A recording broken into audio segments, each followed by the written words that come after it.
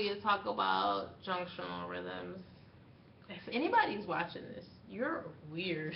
This is not good. So with your junctional rhythms, you just want to remember that this is starting from your atrioventricular junction. So I think I drew out that heart for you. Where is it? My heart.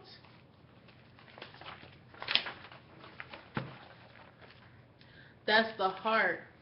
This is your sinoatrial node. That's where most of your rhythms are coming from. And then that's your atrioventricular node. This should not be depolarizing your sinuses. It's going backwards. But if it is, that's when you're having your junctional rhythms. Now, if you think of this, all right, you're looking at this, right? Now, if you go up, that's not right. So your P's are going to be absent or up or upside down, I think. But if you're going down, that's right. That's the right direction. The reason why this is important to say is because if you're going in the right direction for your ventricles, that means your QRSs are going to be narrow because it's going in your normal and right direction. So just remember that when you know that it's a junctional beat, you're not really going to have a P wave, or your P is going to be upside down, or it's going to be buried in a T or something stupid like that. The P is going to be doing something stupid. And you are going to have a narrow QRS because the QRS is normal. It's doing the right thing. It's still coming out from that AV node.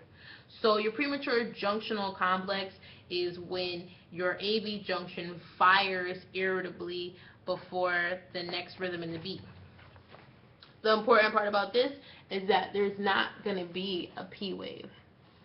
So if you're looking here, if you see that rhythm, there's no P wave. This is hard to tell because I think this thing is doing it backwards. But with this QRS, there is no P wave that comes before it. The rest of them all have P waves. I think this is backwards for you, so I'm sorry.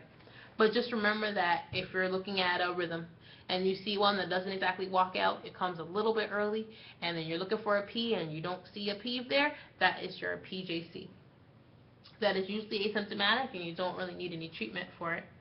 If you have a junctional escapee, that one is something that appears late. So that means you'll see almost a little bit of a pause. You're walking it out on the rhythm strip. You know what a QRS is supposed to be right there. You don't see one. You little few milliseconds later, you see a QRS, but there's no P. You have your junctional escape. You want to remember anything that's premature is coming earlier than it's supposed to, and anything that's an escape is coming later than it's supposed to.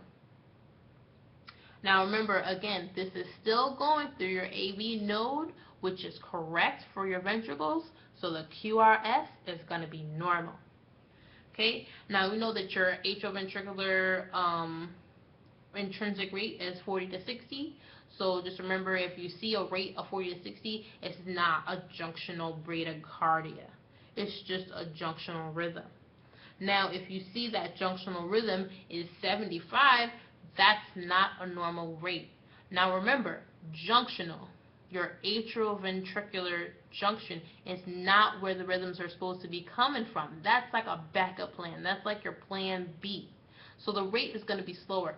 So if you see something without a P wave, but it's going the normal rate, that's actually an accelerated junctional rhythm. That one's going to be between 60 and 100. Now it can even get above 100, and that's going to be called a junctional tachycardia. That one, you remember, is going to have no P waves. They're going to have narrow QRS waves because it's still going through your atrioventricular node, which is right for your ventricles to depolarize them. So that's how you're going to know your main waves, know your junctionals, is that there's no QRS. If it's the regular rate, that's actually accelerated. If it's faster than 100, it is going to be a junctional tachycardia.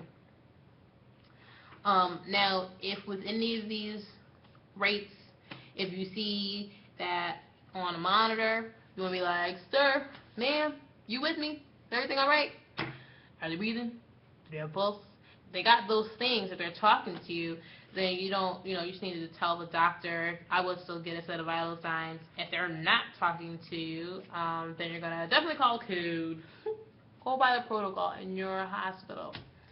This is for study purposes only. Um, if they're below 92 or 93%, you want to go ahead and fill them on some oxygen. You're going to make sure the IV is patent, grab an EKG, the vagal maneuvers, just remember that face, and possibly adenosine. Again, never be trying to tell people about the adenosine